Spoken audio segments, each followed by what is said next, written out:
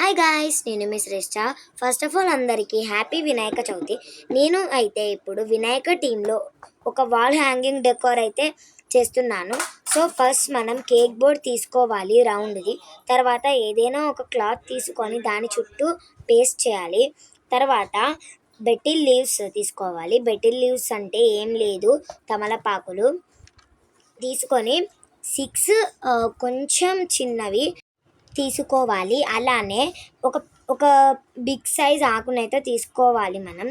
అలాగే ఇంకొకటి దానికంటే కొంచెం చిన్నదైతే తీసుకోవాలి, నేను వీడియోలో చూపించినట్టు.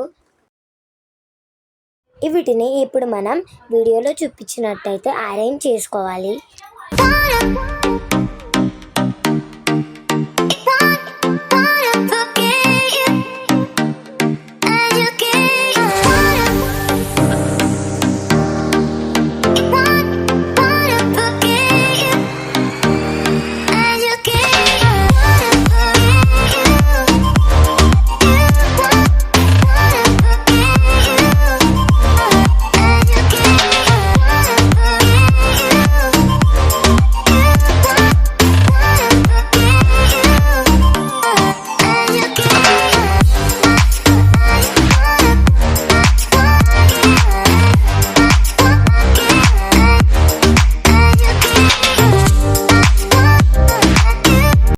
ఇప్పుడైతే మన చిన్న బొజ్జ వినాయకుడికి పైన ఒక చిన్న ఫ్లవర్ పెట్టేసి దూదిలని సన్నగా చేసుకొని నామాల్లాగా పెట్టేస్తే మన చిన్ని బొజ్జ వినాయక రెడీ అయిపోయింది.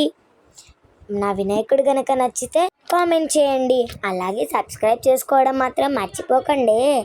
బాయ్ గాయ్స్, మళ్ళీ ఒక వీడియోలో కలుద్దాం.